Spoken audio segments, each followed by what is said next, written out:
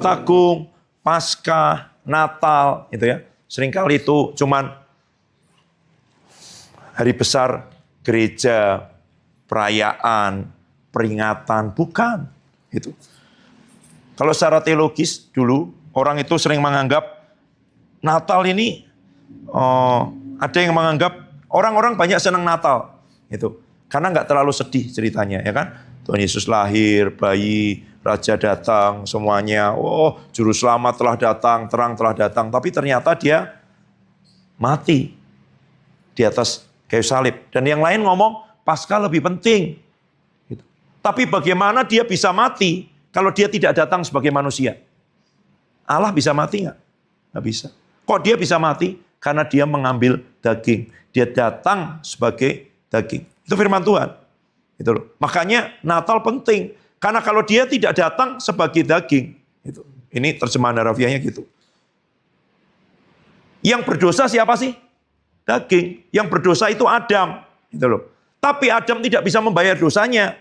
Makanya harus dibayar sama Adam yang terakhir. Namanya Yesus. Dia datang sebagai daging. Gitu loh. Karena dia datang untuk melakukan apa yang tidak bisa dilakukan oleh Adam, yaitu taat kepada kehendak Allah. Adam diberi dua pilihan. Kenapa? Saya ngomong sekarang. Rencana Tuhan, kamu harus ngerti rencana Tuhan. Itu aja. Rencana Tuhan apa sih? Mau menjadikan kita anaknya. Dah. Dan anak itu diberi kebebasan. Itu. Anak itu diberi kebebasan untuk memilih. Itu sebabnya di tengah-tengah taman itu dikasih dua pohon. Pohon apa? Pengetahuan baik dan jahat, dan pohon kehidupan. Supaya dia mengambil keputusan. Tapi sudah diberitahu loh, ya kan? Kalau kamu makan dari pohon pengetahuan itu, kamu akan mati. Tapi dia diberi pilihan. Karena Tuhan pengen manusia ini jadi anak. Anak itu punya hubungan. Tapi ternyata Adam memilih. Memilih apa? Buah pohon pengetahuan. Akibatnya mati, diusir, terpisah, gitu ya. Mendatangkan dosa dan kemudian maut. Dua. Masuk ke dalam dunia. Tidak semua harus saya buka ayatnya karena waktu, ya. Tapi dosa. Tahu dosa tidak mencapai sasaran.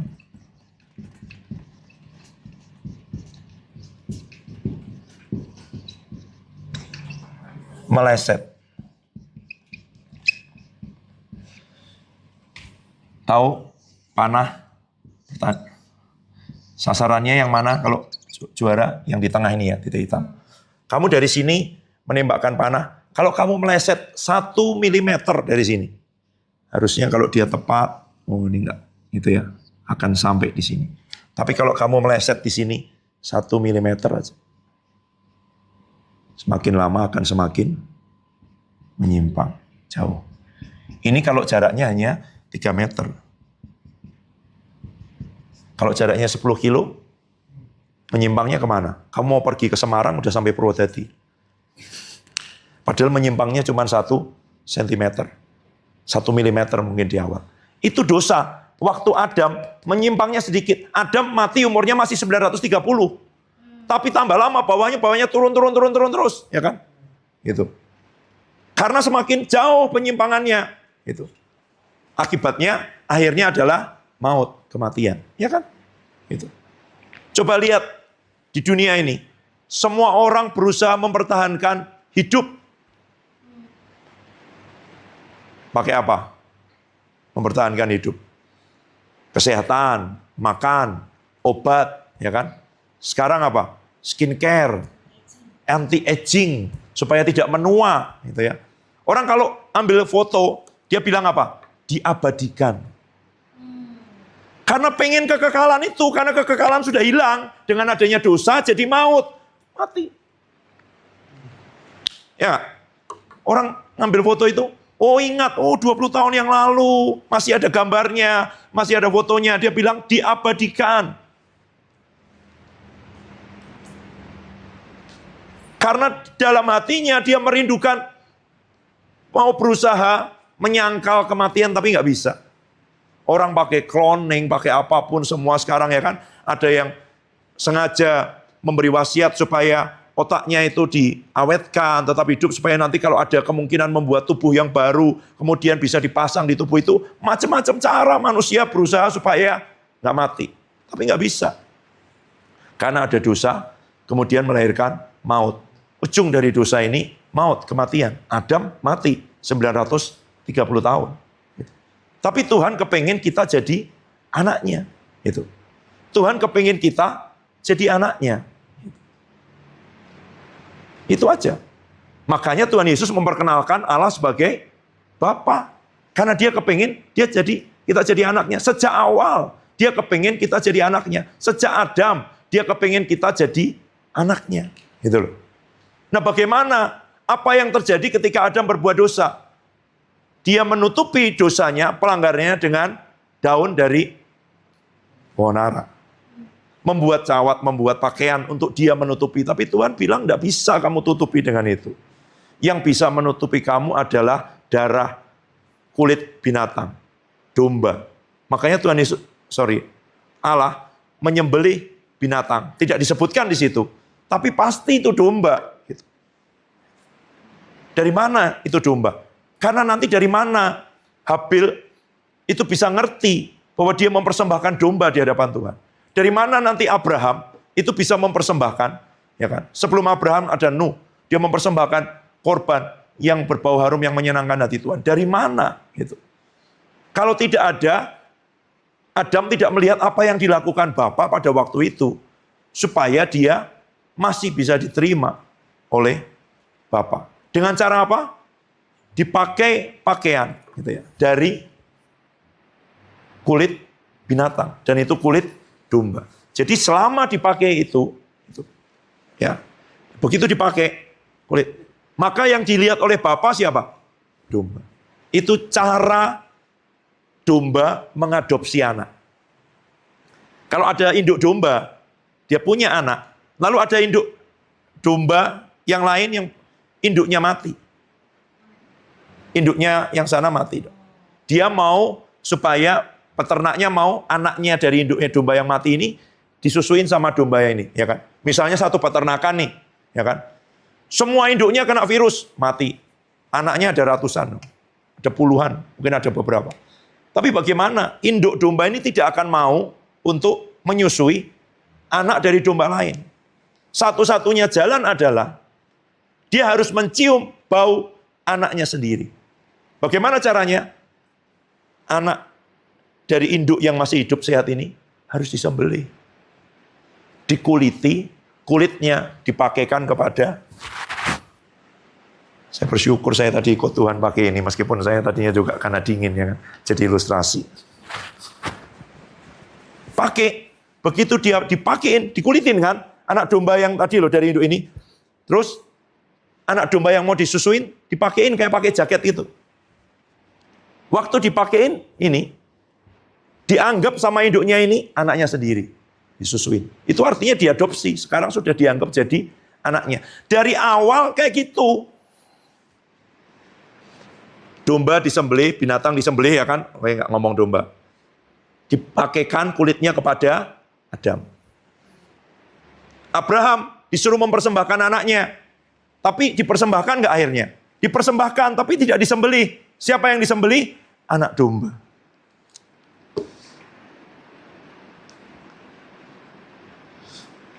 Kejadian 22 ayat 13. Baca dulu. Kejadian 22 ayat 13. Kejadian 22 ayat 13. Yuk. Baca bersama. 2, 3. Lalu Abraham menoleh dan melihat seekor domba jantan di belakangnya yang tanduknya tersangkut dalam belukar.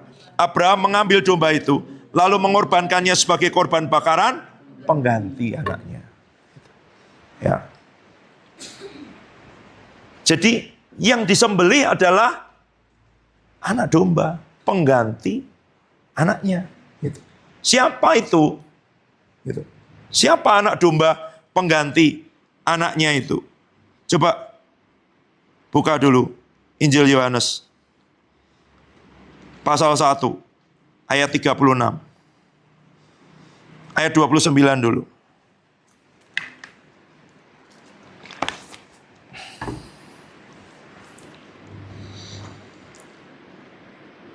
Yohanes 1 ayat 29. Dah, 2, 3.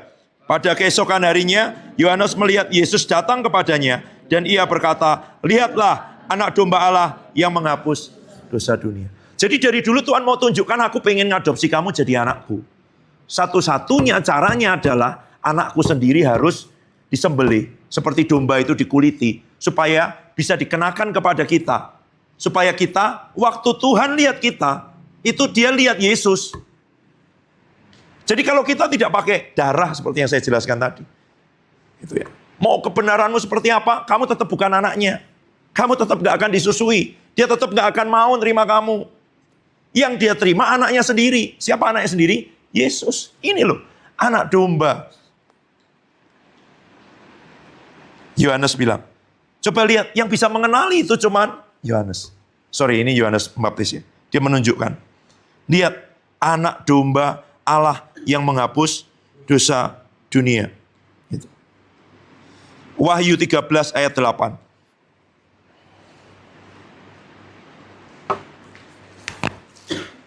Tadi berapa? Yohanes 1 ayat 29 ya.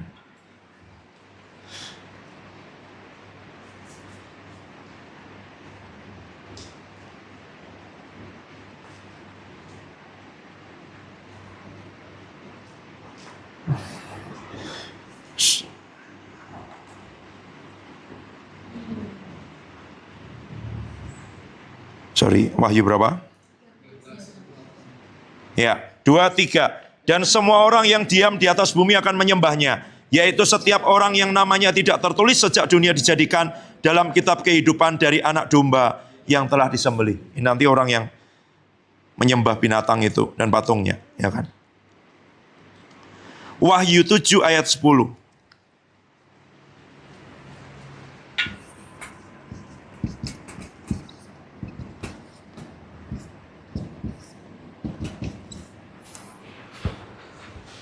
Wahyu 7 ayat 10. Ya, 2, 3. Dan dengan suara nyaring mereka berseru, keselamatan bagi Allah kami yang duduk di atas tahta dan bagi anak domba. Padahal siapa yang duduk di sebelah kanan Allah? Tuhan Yesus, ya kan? Dia mati, dia dibangkitkan, dia naik ke surga, dia duduk di sebelah kanan Allah, memerintah. Dan yang duduk di sebelah kanan Allah itu anak domba. Yesus itu anak domba. Wahyu 5 ayat 12. Wahyu 5 ayat 6 dulu.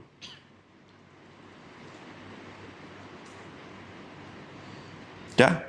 2, 3. Maka aku melihat di tengah-tengah tahta dan keempat makhluk dan di tengah-tengah tua-tua berdiri seekor anak domba seperti telah disembelih. Bertanduk 7, bermata 7. Itulah ketujuh roh Allah yang diutus ke seluruh.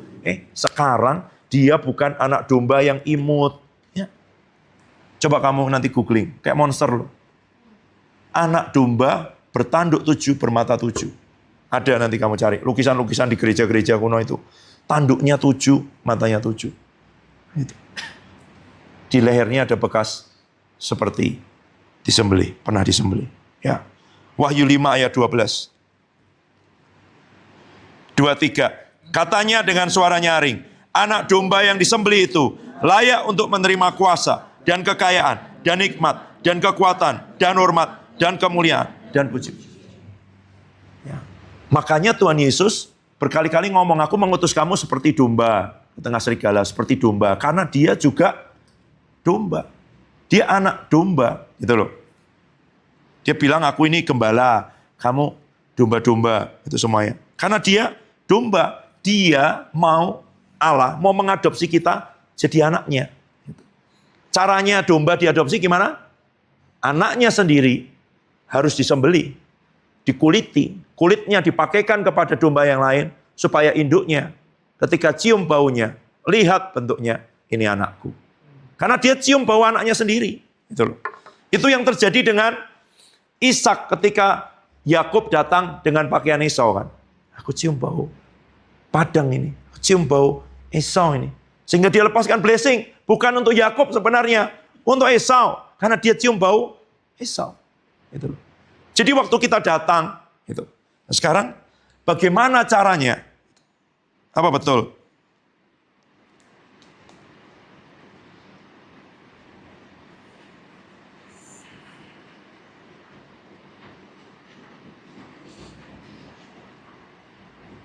Galatia 3 ayat 27. Galatia 3 ayat 27.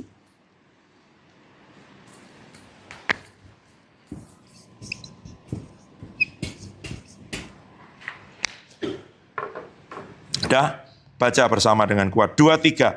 Karena kamu semua yang dibaptis dalam Kristus telah mengenakan Kristus. Jadi yang tadi disembelih itu sudah dipakai. Sama kayak pakai jaket, pakai outer gini.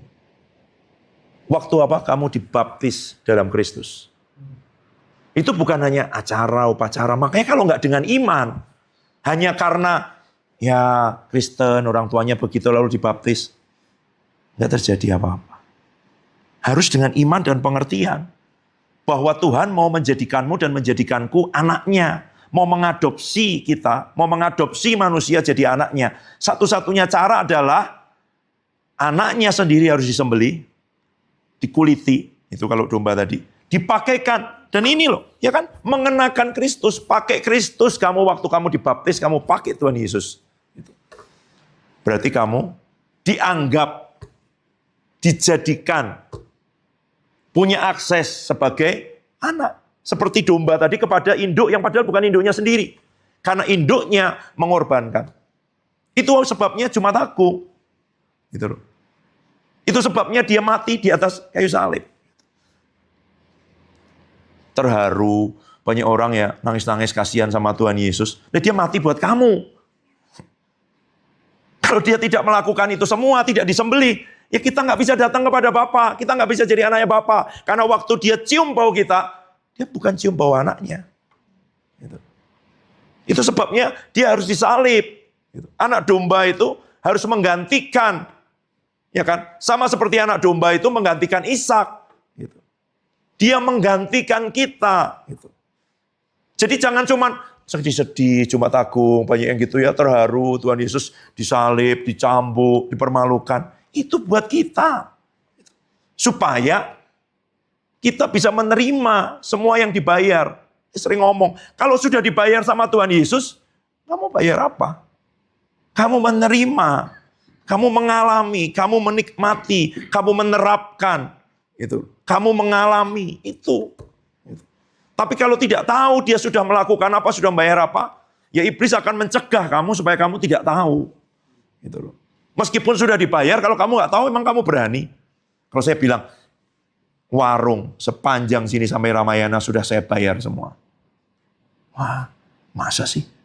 Ya, makan nasi putih sama ayam 1 potong ya nggak apa-apa. Loh, semua sudah saya bayar. Wah, masa sih? Coba. Oh iya ya, sini bisa, roket chicken bisa, ini bisa. Oh seberangnya sana lagi. Oh sampai ke Super Penyet juga masih bisa tuh karena sepanjang jalan sini. Ada es, ada itu semua bisa. Nah kalau kamu nggak tahu, kamu kelaparan. Waduh lihat uangmu terbatas dengan semua. Bukan. Makanya kamu harus tahu kebenaran. Kalau kamu tidak tahu kebenaran, kenapa kok dia ya kan dari awal memberi pilihan supaya jadi anak itu memilih. Makanya Tuhan Yesus ngomong dia Bapa, aku anak, tapi aku taat. Aku tidak milih sendiri. Aku mengikuti dia. Aku melakukan apa yang dari Bapa. Karena itu yang tidak bisa dilakukan Adam. Itu yang gagal dilakukan oleh Adam dan sekarang dilakukan oleh Yesus. Firman Tuhan bilang dia Adam terakhir. Bukan Adam kedua.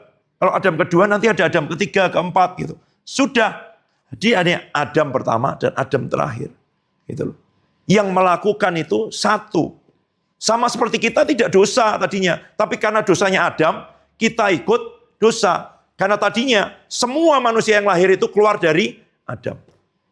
Dan sekarang semua manusia yang dibenarkan keluar dari Yesus. Apakah Yesus hanya mati hanya untuk orang percaya? Tidak sebenarnya. Dia mati untuk semua orang. Tapi bagaimana bisa menerima apa yang dilakukan Yesus? Dibaptis, percaya kepada dia, dimasukkan di dalam dia. Itu cara menerimanya. Itu loh. Makanya kita memberitakan kabar baik, pergi menginjil, ya ke jalan, ke sekolah, kemanapun, menceritakan bahwa kamu sudah dibayar sama Tuhan Yesus loh. Sudah dilunasi loh. Kutukmu, penyakitmu, kelemahanmu, dosamu, pergumulanmu, sudah dibayar. Itu kabar gembira kan? You know, kalau kita datang kepada orang yang punya hutang, wah, hidup dalam pergumulan, dan bilang, sudah ada yang bayar hutangmu. Masa sih? Masa dia nggak suka cita, nggak lompat? Wah, pasti dia. Itu. Ya kan? Makanya firman Tuhan Yesus berkali-kali nunjukkan bahwa barang siapa banyak diampuni dosanya, dia banyak berbuat kasih. Ya dong. Orang yang ngerti aku ini paling nggak layak. Dan itu lebih gampang bertobat sebenarnya. Saya sempat ngomong kemarin, tapi ngomong sebentar. Orang-orang duniawi, sebenarnya kalau ngerti terima anugerah, lebih cepat bertobat daripada orang agamawi. Orang agamawi itu merasa dia punya kebenaran, melakukan. Sudah aku lakukan sejak masa mudaku, kayak orang muda yang kaya ya kan. Itu. Sudah aku lakukan, cukup baik hidupnya. Kurang apa lagi Tuhan? Oh, nantang Tuhan. Oke, Tuhan tahu. Beri semua hartamu. Wah, ya berat, siapa yang bisa masuk surga dan seperti itu. Tapi Sakeus, pemungut cukai, tahu dirinya tidak layak. Kok Yesus mau datang ke rumahku? Siapa aku berikan hartaku. Itu habis loh. Setengah untuk orang miskin, yang lain yang pernah aku peras 4 kali lipat, habis juga. Tanpa perlu dituntut, karena dia ngerti anugerah. Simon, orang Farisi, waktu Tuhan Yesus datang ke rumahnya, tidak membasuh kaki Tuhan Yesus dengan air. Padahal itu kewajiban untuk seorang tuan rumah membasuh, menerima tamunya. Tapi perempuan ini, yang berdosa ini, yang pernah dilepaskan dari 7 roh jahat, waktu dia lihat Tuhan Yesus, minyak wangi termahal, dipecahkan, dituangkan, diseka bukan pakai lap, pakai rambutnya. Karena dia tahu dosanya, hutangnya banyak. Yang di sini tahu enggak?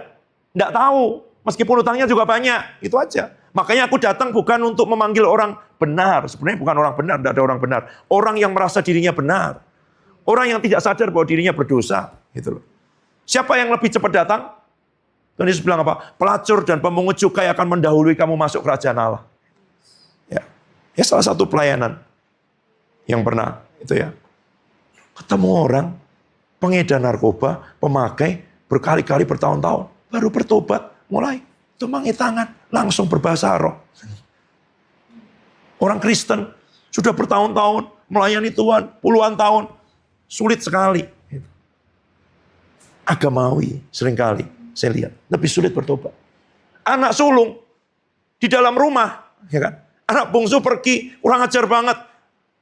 Berdoa supaya bapaknya mati kan karena minta warisan bapaknya masih hidup, pergi menghamburkan itu dengan pelacur dengan itu semua. Waktu dia udah habis semua datang, Bapak, aku udah layak jadi anak. Jadi orang upahan aja, hamba disambut. Anaknya enggak bisa menikmati semua berkat Bapak, gitu loh.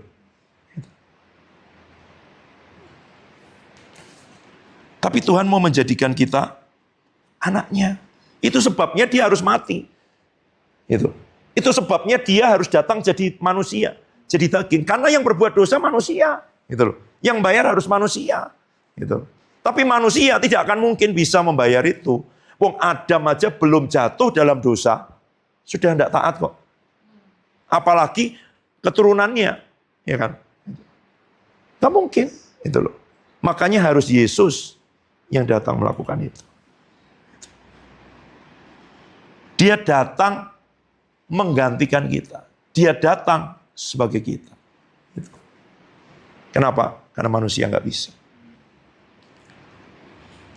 Jadi itu rencana Tuhan.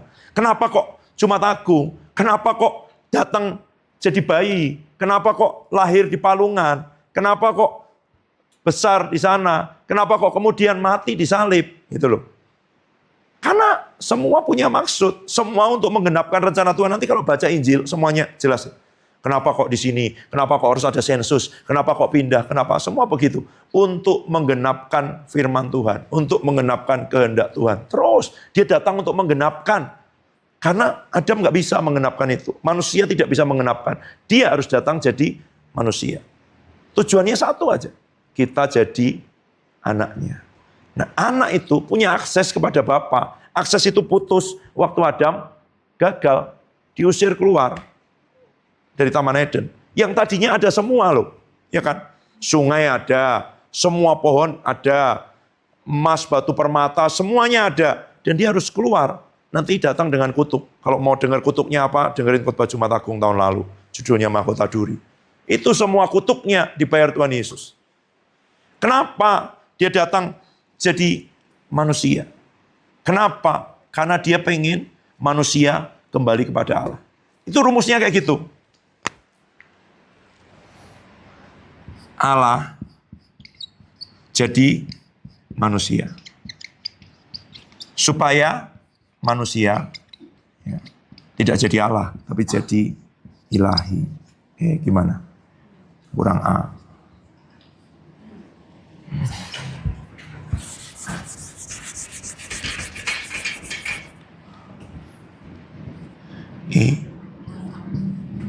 Ini ya.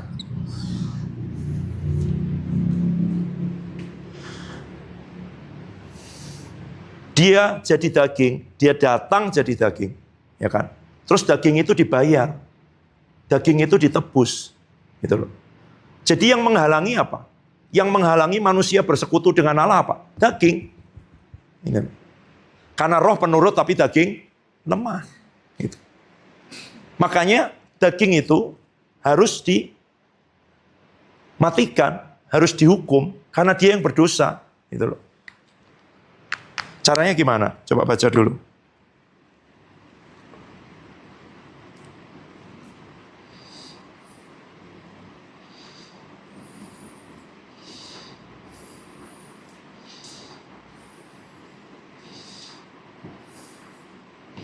Sebentar ya.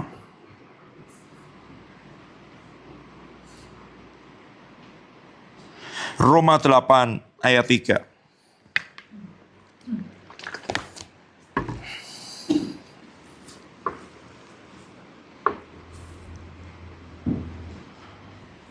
Oke. Baca 2-3. Sebab apa yang tidak mungkin dilakukan hukum Taurat karena tak berdaya oleh daging, telah dilakukan oleh Allah dengan jalan mengutus anaknya sendiri dalam daging, yang serupa dengan daging yang dikuasai dosa karena dosa. Ia telah menjatuhkan hukuman atas dosa di dalam. Oke. Jadi kalau dosa sudah dihukum di dalam dagingnya Tuhan Yesus, dihukum lagi enggak? Enggak dong. Kamu melanggar, terus dendamu udah dibayar, kamu didenda lagi nggak? Nggak dong. Gitu. Jadi yang ada tuduhan-tuduhan itu karena kamu tidak tahu apa yang sudah dilakukan Tuhan Yesus. Dan waktu setan menuduh, hati nuranimu menuduh, kamu tidak pakai dasar ini loh. Sudah dibayar iblis di atas kayu salib. Tenang jiwaku. Sudah dibayar Tuhan Yesus. Gitu. Ya. Jadi tidak berdaya daging itu. Makanya dia ngutus anaknya sendiri dalam daging yang serupa dengan daging dikuasai dosa supaya daging ini yang harusnya dihukum di atas kayu salib. Gitu loh. Jadi itu hukuman kita sebenarnya ditanggung oleh Tuhan Yesus. Jadi kita dihukum lagi nggak? Enggak, kalau kita terima, percaya bahwa kita juga termasuk di dalamnya. Tapi kalau kita nggak percaya, tetap dihukum. Ada firman-Nya kok. Gitu. Ya. Jadi sebenarnya Tuhan Yesus bukan mati hanya untuk orang yang percaya, untuk semua. Tapi cara menerimanya adalah menjadi percaya. Waktu percaya kamu dimasukkan. Gitu. Waktu percaya kamu mengenakan. Waktu percaya kamu dihitung. Sebenarnya sudah. Gitu. Itu ya. Oke. Nah sekarang. Ini lebih praktikal. Ada sangat banyak. Tapi nggak mungkin ya. Pasti harus ada bagian. Dan saya berdoa Tuhan. Bagian yang mana. Bagian yang mana. Bagian yang mana. Satu hal. Apa yang hilang waktu Adam jatuh dalam dosa. Selain anak. Dia tadi makan apa? Buah pohon pengetahuan kan. Akibatnya mati. Padahal ada satu pohon lagi namanya pohon kehidupan. Berkali-kali Tuhan Yesus ngomong, perkataan yang kukatakan kepadamu adalah roh dan hidup. Akulah kehidupan. Barang siapa makan aku tidak akan mati. Barang siapa percaya kepadaku mengalir. Semuanya tentang kehidupan. Jadi pohon kehidupan itu siapa? Dia. Tapi akses ke situ ditutup. Coba baca dulu. Kejadian 3 ayat 24.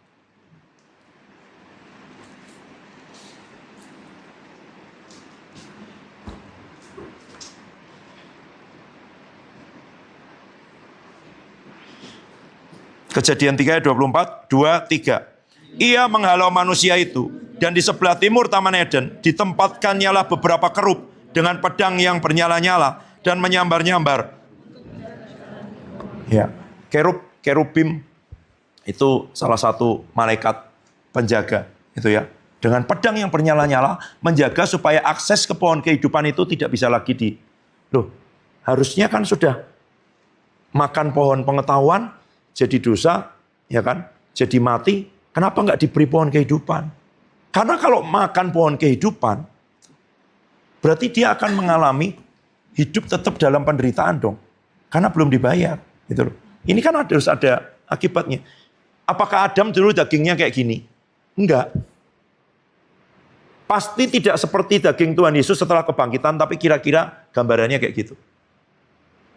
Pasti nggak bisa masuk angin. Ya kan? Pasti nggak bisa gatel-gatel, pasti nggak bisa alergi, ya. Pasti nggak bisa keseleo. Karena Tuhan Yesus bisa makan ikan, tapi bisa nembus tembok. Pintunya terkunci semua, dia masuk, tapi di situ dia makan ikan. Gimana coba?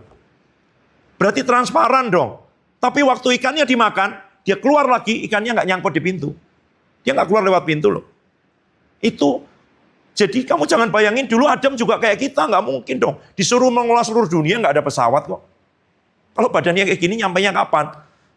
Bertani tanpa traktor, tanpa itu berapa hektar dia sanggup? Gitu loh. Pasti nggak kayak gini. Ini akibat kejatuhan dalam dosa. Makanya jadi tambah lemah, tambah lemah, tambah lemah, tambah lemah gitu. Gitu loh.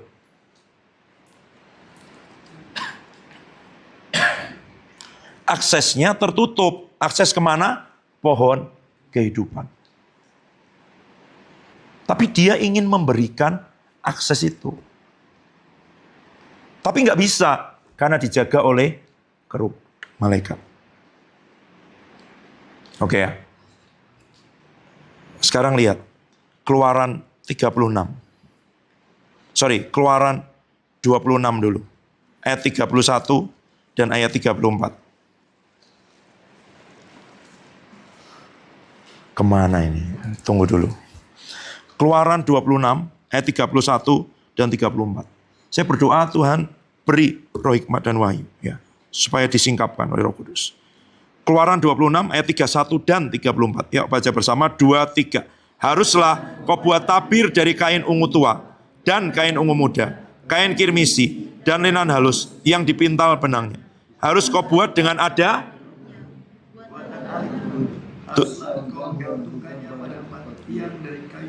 ayat 34.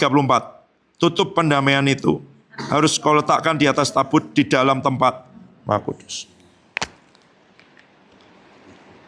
Gitu ya. Jadi ini apa? Saya hapus dulu.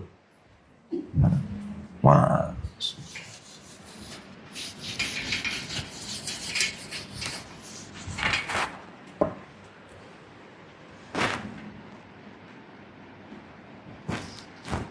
Kemah suci, ya kan? Ini namanya ruang kudus. Di dalamnya ada kemah lagi, yang dilapisi sama kain-kain tadi, dan di setiap kainnya ini ada kerub. Gimana gambar kerub ya? Nah, adalah saya kasih pedang aja, lambang kerub, ya kan? Menjaga itu. Siapa bisa masuk ke sini? Imam. Siapa bisa masuk ke sini? Imam besar. Bagaimana cara imam besar bisa masuk?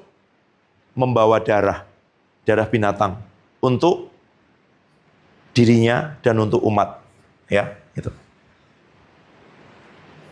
kita, di dalam diri kita, kalau kita mau gambar gampang aja, 2, daging dan roh.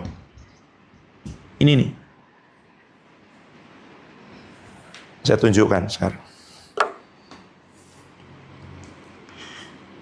Lagi ya, Keluaran 36 ayat 35 dulu, sebelum nanti. Keluaran 36 ayat 35.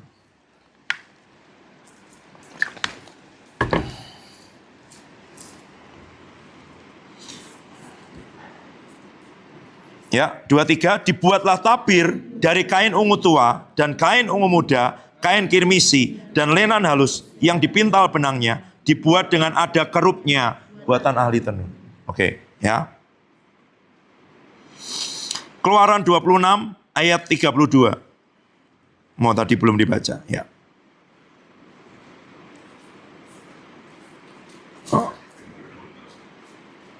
Oke, enggak usah. Keluaran 26 33 aja. 2, 3, haruslah tabir itu kau gantungkan pada kaitan penyambung tenda. Harus kau bawa tabut hukum ke sana, ke belakang tabir, sehingga tabir itu menjadi pemisah bagimu antara tempat kudus dan tempat. Oke ya, jadi kalau ruang maha kudus di belakang sini, ini ada tabirnya. Tabirnya itu kain kan, tadi warna itu. Ada apa? Kerup. Gambarin aja lah, malaikat gitu ya. Pakai gini. Yang jelas dia bawa pedang bernyala-nyala itu, menjaga. Itu. Oke. Firman aja.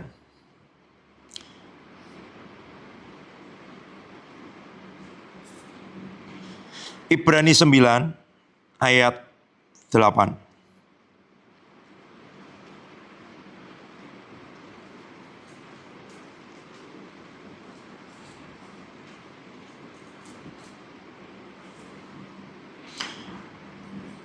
Oke ya, saya baca dulu, perhatikan ayat 6. Demikian caranya tempat yang kudus itu diatur. Maka imam-imam senantiasa masuk ke dalam kemah paling depan untuk melakukan ibadah mereka. Ya, tadi nanti baca ayat-ayat sebelumnya itu bicara tentang semua itu. Isinya apa aja itu? Kemah yang di sini nih, ya kan? Isinya apa aja? Ada meja roti sajian, ada kaki dian, ada semuanya, itu ya. Nanti baca dari ayat 1 sampai ayat 5. Tetapi ke dalam kemah yang kedua, hanya imam besar saja yang masuk sekali setahun, harus dengan darah yang ia persembahkan karena dirinya sendiri, dan karena pelanggaran-pelanggaran yang dibuat oleh umatnya dengan tidak sadar.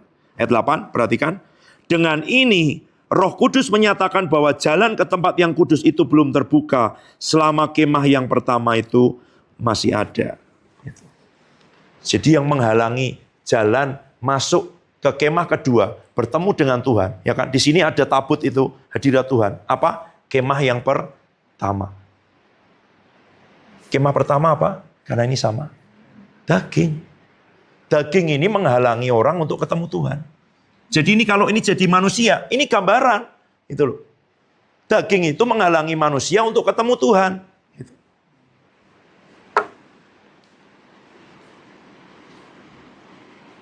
Jadi Roh Kudus menyatakan, selama kemah pertama itu masih ada, selama daging ini masih ada, tidak bisa ketemu Tuhan secara langsung. Harus diwakili imam. Imam besar lagi. Ya. Ibrani 10 ayat 19 dan 20.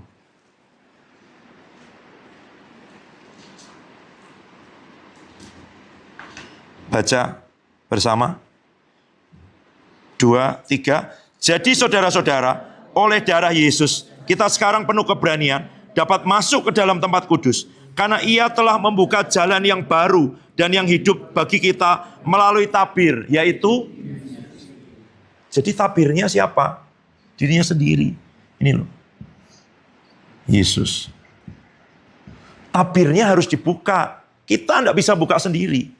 Orang mau beribadah sendiri, meskipun dia jungkir balik, salto, kakinya di atas, dan semuanya, tidak bisa membuat masuk ke situ. Jadi itu, Paulus ngomongnya itu, ibadah-ibadah buatan manusia, dibuat menyiksa diri, sepertinya berhikmat dengan semuanya, tapi Bukan itu. Bukan itu yang membuat diterima. Ingat ya. Bukan itu yang membuat diterima. Oke. Matius 27 ayat 50 sampai 51.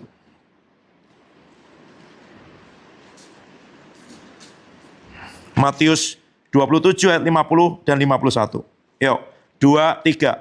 Yesus berseru pula dengan suara nyaring, lalu menyerahkan nyawanya. Dan lihatlah, tabir bait suci terbelah dua dari atas sampai ke bawah. Dan terjadilah gempa bumi, bukit batu terbelah. Waktu Jumat Agung, waktu dagingnya itu di atas kayu salib, dia itu membuka jalan, membuka tabir, membuka akses. Kamu tahu, waktu tabir itu terbelah, berarti kerupnya ikut terbelah dong. Berarti sekarang kita bisa makan pohon kehidupan. Itu loh. Nah, kamu udah makan belum? Ya kan? Buat apa dibelah sekarang saat? Ya kan? Ingat tadi, tabirnya ada tenunan dari kerup. Karena itu gambaran dari pohon kehidupan yang tidak bisa diakses. Dari hadirat Tuhan, dari ruang Maha Kudus yang tidak bisa didatangi karena dosa Adam. Dijaga oleh kerup. Sama seperti ruang Maha Kudus, di tirai-tirainya dikasih gambaran kerup. Tapi tirai itu terbelah waktu Tuhan Yesus mati di atas kayu salib. Gambarannya adalah tirai bait Allah terbelah. Karena sebenarnya tirai yang sebenarnya adalah tubuhnya, kata Ibrani tadi. Jadi dia membuka, meniadakan kemah pertama, menghabiskan daging, menyalibkan daging, menghancurkan kuasa daging, supaya kita bisa ke roh. Ini perjanjian baru. Roh. Dia kepengen kita jadi anaknya. Allah adalah roh. Barang siapa menyembah dia harus dalam roh. Berhubungan dengan Allah dalam roh. Karena jenisnya jadi sama. Burung dengan lalat sama-sama bisa terbang. Tapi dia nggak bisa komunikasi, jenisnya beda. Supaya jenisnya jadi sama, dagingnya harus dihancurkan. Supaya kita bisa mengakses Allah dengan roh. Itu loh tujuannya. Gitu. Nah, jadi anaknya itu berarti hidup di dalam roh. Hidup dipimpin oleh roh. Yang tadinya nggak bisa karena masih ada daging. Dan nggak bisa daging dikalahkan sendiri. Dengan apa? Dengan apa yang dilakukan Tuhan Yesus di atas kayu salib. Dia membuka tabir, dia membuka akses. Dan ingat, saya baca sekali lagi Ibrani itu. Jadi saudara-saudara, oleh darah Yesus, kita sekarang penuh keberanian dapat masuk ke dalam tempat kudus. Karena ia telah membuka jalan yang baru. Dan yang hidup bagi kita melalui tabir, yaitu dibuka sama Tuhan Yesus. Jadi semua di perjanjian lama itu gambaran, bayangan. Itu loh. Tentang siapa? Tentang dia. Semua di perjanjian lama itu mau ngomong tentang dia. Tapi kalau kamu fokus kepada macam-macam ritualnya, itu semua meleset. Nggak nyampe. Itu semua menunjukkan, ya kan? Kerup, dijaga, kasih tirai, warna macam-macam, kemah suci, semuanya ada isinya macam-macam itu aku, kata Tuhan Yesus. Makanya kalau tidak diajari oleh Roh Kudus, tidak disingkapkan oleh Roh Kudus, kita jadi malah agamawi. Mau melakukan ini lagi, bukan.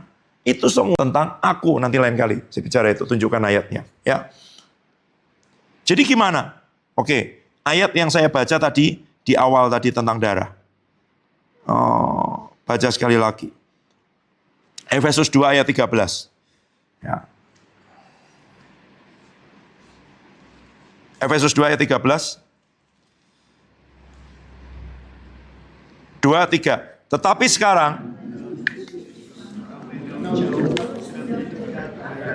oke, dulu kamu jauh, sekarang udah jadi dekat. Waktu kamu sudah dekat, kamu masuk enggak? Itu aja persoalannya. Dan untuk masuk itu bukan dengan pujian dan penyembahan. Bukan dengan ucapan syukur. Bukan dengan perbuatan baik. Bukan dengan apapun. Tapi dengan darah Tuhan Yesus. Nanti jangan lagi ngomong, oh kalau gitu kita bebas hidup sembarangan. Itu nanti kita akan ngomong yang lain. Bukan. Nggak mungkin. Orang yang sudah tahu dibayar dengan darah sebesar itu sengaja berbuat dosa. Tapi kita akan dipancing terus oleh setan untuk terus tergoda. Tapi bukan sengaja berbuat dosa. Itu hal yang berbeda. Ya. Nah, sekarang persoalannya ini. bagaimana menerapkan itu. Akses yang sudah terbuka, kita jadi anak, kita bisa sekarang langsung ketemu yang tadinya nggak bisa. Pohon kehidupan itu, tabut itu, hadirat Tuhan, kemuliaan Tuhan, sakinah glory yang tadinya cuma bisa diakses sama imam besar, itu pun gambarannya. Saya nggak buka ayatnya. Ya saya baca aja lah.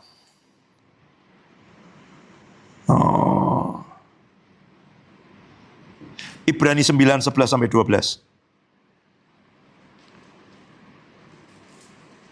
Ibrani 9, 11-12. Ya, 23. Tetapi Kristus telah datang sebagai imam besar untuk hal yang baik yang akan datang. Ia telah melintasi kemah yang lebih besar dan yang lebih sempurna, yang bukan dibuat oleh tangan manusia. Artinya tidak termasuk ciptaan ini. Ia telah masuk satu kali untuk selama-lamanya ke dalam kemah yang kudus. Bukan dengan membawa darah domba jantan dan darah anak lembu, tapi dengan membawa darahnya sendiri. Dengan itu ia telah mendapat kelepasan yang... Jadi Tuhan Yesus bukan masuk ke kemah yang dibuat Musa, bukan. Dia masuk kemana? Yang di surga itu. Berarti kita sekarang punya akses ke surga. Ya dong. Ke Bapa di dalam roh. Dan itu di mana? Jangan kamu bayangin terus nanti dapat penglihatan dibawa ke surga. Di sini. Nggak usah saya buka ya. 1 Korintus 3:16 dan 1 Korintus 6:19. Tidak tahukah kamu bahwa tubuhmu adalah bait Allah? Tempat di mana Allah berdiam. Di mana Allah berdiam? Di ruang Maha Kudus. Ya dong. Tubuh kita ini gambarannya dari bait Allah. Ada pelatarannya, ada kemahnya, ada ininya. Bagaimana supaya bisa masuk ke dalam roh? Itu kan. Karena kita masih punya daging. Meskipun sudah dibayar Tuhan Yesus, tapi kita masih ini nih. Sampai nanti, itu sebabnya Roma berkata, menerima pembebasan sebagai anak, yaitu ini diubahkan jadi tubuh kemuliaan. Itu yang dinantikan, itu yang semua makhluk mengerang, menangis, menjerit, menantikan saatnya anak Allah dinyatakan supaya kutuk dosa di dalam daging ini betul-betul maut tidak lagi ada dengan itu semua. Gimana? Gimana caranya? Dengan darah Yesus. Kita bisa datang, mengakses, masuk ke sini. Ke ruang Maha Kudus. Kemana? Ke dalam roh kita. Karena roh Allah itu diam di kita, bukan di daging. Bukan di pikiran, tapi di dalam roh. Nah setiap kali daging jadi penghalang, setiap kali daging itu, oke, saya ngomong aja dua-duanya langsung ya. Daging itu dengan jiwa jadi satu, kita ngomong ya. Roh dengan daging. Gitu. Pikiran jadi penghalang, perasaan, terintimidasi, tertuduh, main pakai gitu-gitu. Enggak. Untuk kamu masuk, bersekutu dengan Tuhan. Allah adalah roh. Barang siapa menyembah dia harus menyembah dalam roh. Bagaimana rohmu bisa menyembah? Bagaimana kamu memastikan kamu masuk ke situ? Bukan suasana, bukan perasaan, bukan penyembahan. Darah Yesus. Datang dengan bilang ini, Tuhan Yesus, Bapa, aku datang dengan darah Tuhan Yesus, masuk ke ruang kudus, masuk bersekutu dengan Engkau. Udah. Masuk dengan apa? Iman. Jadi waktu kita ngomong begitu, itu seperti tadi, mengenakan Kristus. Kita boleh masuk karena dia cium bau Tuhan Yesus. Kalau enggak, bergumul lama. Nah sayang, ini yang aku udah ngomong beberapa bulan yang lalu, tapi baru ini enggak. Kamu coba dengan doa, dengan kesalehan. Saya enggak berkata, saya berdoa loh, berlutut dengan itu semua, itu ya. Tapi yang membuat kita masuk itu bukan itu. Yang membuat kita masuk darah Yesus. Gitu. Karena ada orang sudah berdoa. Nanti dia ngomong gini. Saya itu sebenarnya bergumul dengan itu di bulan Januari kemarin. Saya ngomong, saya tahu orang ini sungguh-sungguh, gitu loh. Tapi dia bilang gini, waktu saya masuk, gitu, itu terpental. Gitu. Tuhan, orang ini menjaga dirinya sungguh-sungguh dengan itu semua. Di situ saya bergumul. Loh Tuhan, kok gitu? Harusnya kan enggak. Kan punya akses, sekalipun daging masih ada. Kenapa? Gitu loh. Karena masuknya dengan kebenaran diri sendiri. Gitu. Masuknya dengan darah Yesus. Gitu. Kita dikuduskan. Tadi ini. Nanti akan ada tuduhan. Akan ada terus gitu. Kamu bungkam nggak dengan darah Yesus? Yang membuat kamu tidak berani datang, kamu merasa tidak layak, ya kan? Kamu mungkin habis, kepikiran begini-begini. Apa? hati nuranimu. Buka lagi ayatnya sekarang. Ini bagaimana menerapkannya?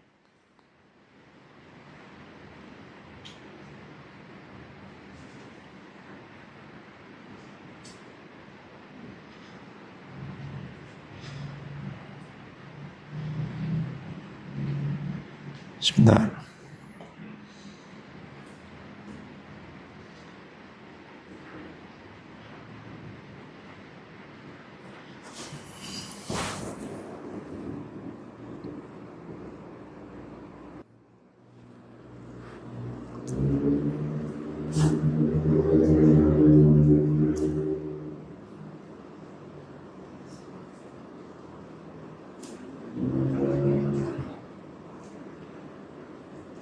Ya, Ibrani 9 ayat 14.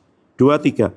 Betapa lebihnya darah Kristus yang oleh roh yang kekal telah mempersembahkan dirinya sendiri kepada Allah sebagai persembahan yang tak bercacat, akan menyucikan hati nurani kita dari perbuatan-perbuatan yang sia-sia, supaya kita dapat beribadah kepada.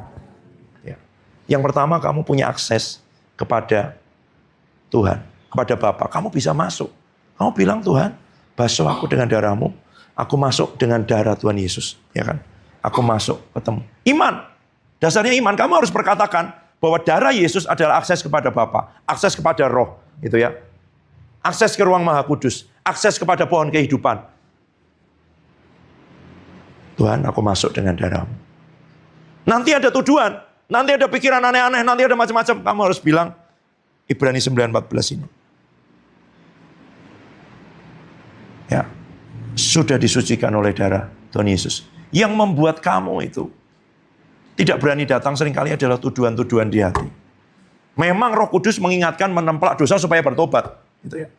Tapi jangan sampai kamu dosa itu lebih besar daripada penebusan dan darah Tuhan Yesus, itu masalahnya. Kalau kamu di situ terus, kamu berarti itu nggak bertobat. Kamu mau pakai kebenaranmu lagi untuk mencoba menyenangkan Tuhan. Bertobat, sungguh-sungguh menyesal, minta ampun, minta dibasuh darah Tuhan Yesus.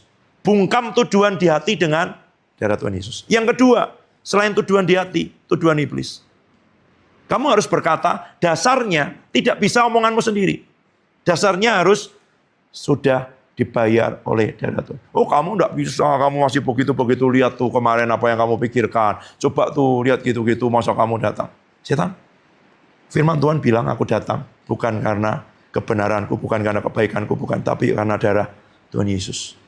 Aku bungkam setiap suara itu, tuduhan di hati dan suara iblis dengan darah Tuhan Yesus. Sekarang aku masuk dengan darah Tuhan Yesus. Dengan iman. Masuk. Dan di situ kamu bersekutu, kamu ngomong, kamu cerita kepada Bapa.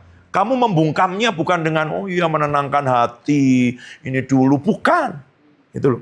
Itu sebabnya, kalau dulu Mami sering ngomong itu, jadikan Tuhan tempat pelarianmu. Banyak orang gak berani lari kepada Tuhan. Karena kalah terus dengan tuduhan-tuduhan itu. Dan tuduhan itu tidak akan diam, kamu bungkam sendiri. Berat. Perang lama. Bungkam dengan darah Tuhan Yesus. Perkatakan, sudah dibayar. Sudah. Minta semuanya dibasuh. Minta semuanya ditutupi. Masuk. Masuknya dengan iman. Gitu loh. Masuknya dengan iman. Tapi kamu harus masuk. Ini akses yang sudah dibukakan. Gitu loh. Ini sesuatu yang dulu tertutup. Ini yang Adam nggak bisa nikmati. Gitu loh. Ini imam besar orang Israel zaman dulu cuman satu, Harun dan penerusnya. Tapi perjanjian lama ngasih gambaran. Daud itu profetik. Ya kan? Daud boleh datang. Kita kayak Daud. Karena dia kangen yang seperti itu punya hubungan. Ya kan? Daud nggak lewat ini semua. Karena dia gambaran dari perjanjian baru. Gitu loh. Bisa datang. Dan waktu datang kita menyembah. Gitu loh. Tapi kita tidak datang dengan penyembahan. Kita datang dengan darah Tuhan Yesus. Kita masuk. Jadi kamu harus ngomong. Bapa, aku datang. Dengan darah Tuhan Yesus. Masuk. Nanti ini hal yang berbeda, tapi kamu ngomong gini, Roh Kudus, tarik aku masuk lebih dalam. Saya perhatikan Kak Debbie, minggu lalu waktu di sini dia nyanyi itu. Saya nggak tahu dia sudah tahu kebenarannya atau belum. Tapi kita datang dengan darah Tuhan Yesus. Nanti yang membawa kita masuk lebih dalam itu Roh Kudus menuntun di situ. Ke tempat-tempat rahasia. Gitu ya. Itu. Secret place. Itu. Tempat di mana dia, orang bisa ngomong yang lain lah, mahligai, macam-macam gitu. Tapi itu tempat bersama dengan Tuhan sendiri. Roh Kudus yang bisa menuntun ke situ. Tapi masuknya dengan darah Tuhan Yesus. Jadi sekarang, setiap kali kamu mau datang berdoa, menyembah, termasuk corporate begini, maupun bersendiri saat teduh, kamu bilang Tuhan Yesus, Bapa, aku datang dengan darah Tuhan Yesus. Masuk, tarik aku Roh Kudus, masuk lebih dalam. Kalau sampai ada tuduhan itu semua bungkam dengan darah Tuhan Yesus. Perkatakan, setiap tuduhan setan, tuduhan hati nurani apapun, diam kamu. Sebab sudah dibayar, dibasuh oleh darah Tuhan Yesus. Ya, jadi sekarang praktek itu masalahnya. Harus kamu lakukan. Aksesnya sudah dibuka, kamu datang nggak semakin sering? Itu loh. Kamu datang nggak terus-menerus? Yang dulu imam besar cuma bisa setahun sekali. Mewakili seluruh bangsanya. Itu pun cuma gambaran. Gitu loh. Sekarang kamu bisa datang anytime. Terus-menerus. Bahkan kamu lagi cuci piring, lagi kerja, lagi nyopir, lagi bawa motor, lagi sekolah, lagi ngapain. Kamu bisa ngomong. Bisa berhubungan. Bisa makan pohon kehidupan itu. Bisa menikmati hadirat Tuhan. Gitu loh. Musa ketemu Tuhan, wajahnya percaya. Ada sesuatu yang berubah. Kemuliaan yang nempel di dia tanpa dia tahu. Nggak usah cek-cek, lihat, aku udah berkilau apa belum. Kalau sering berdoa, nggak usah. Gitu ya. Orang lain yang melihat kemilau itu, bukan kita. Ya kan? Orang lain yang akan memberi kesaksian. Lihat itu. Tapi kamu datang. Ada perubahannya nggak? Ada. Ada bedanya nggak? Ada. Dan sekarang aksesnya terbuka. Pintunya terbuka. Dia mau jadikan kita anaknya. Dia mau mengadopsi kita. Dia mau kita punya akses. Makanya kita mengenakan Kristus sekarang ini. Bisa masuk langsung ke roh. Ruang Maha Kudus. Langsung ke pohon kehidupan. Makan nggak? Datang nggak? Bersekutu nggak? Menikmati nggak? Sesering apa?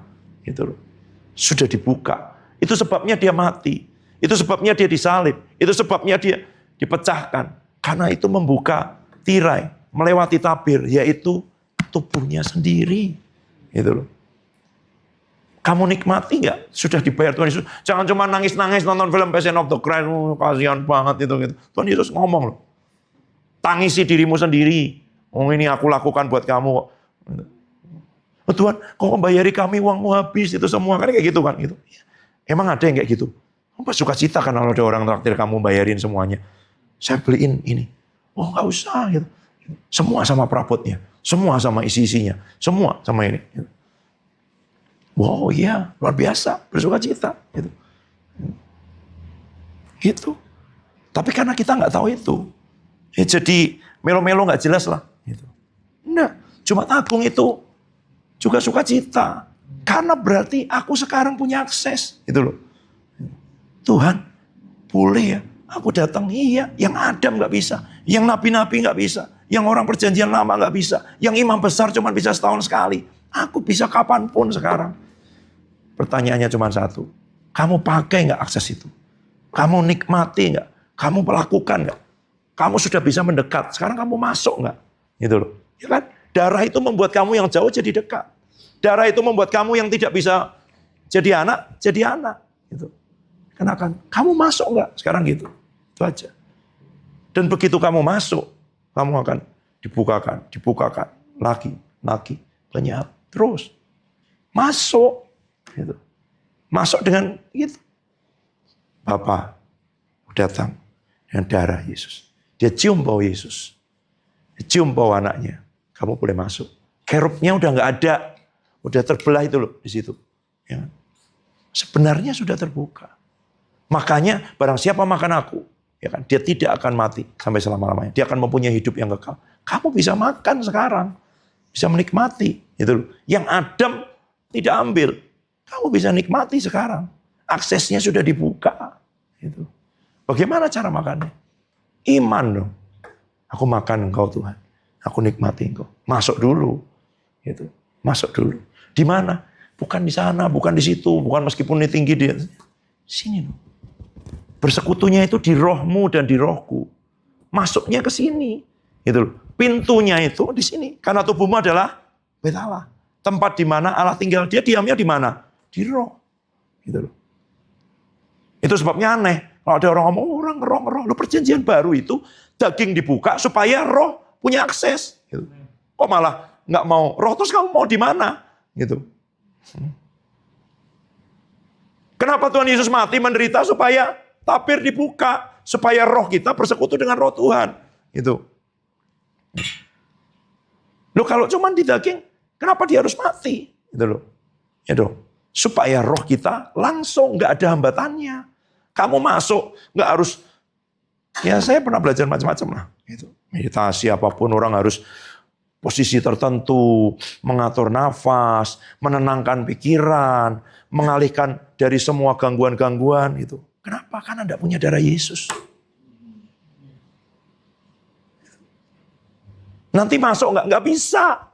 Meskipun kamu udah tenang dari itu cuma di jiwa, cuma di pikiran yang tenang, yang tenang, gitu. Tapi nggak sampai ke roh. Loh kalau bisa sampai ke roh dengan posisi tertentu, ya kan, duduk tertentu, mengatur nafas tertentu, ngapain Tuhan Yesus mati?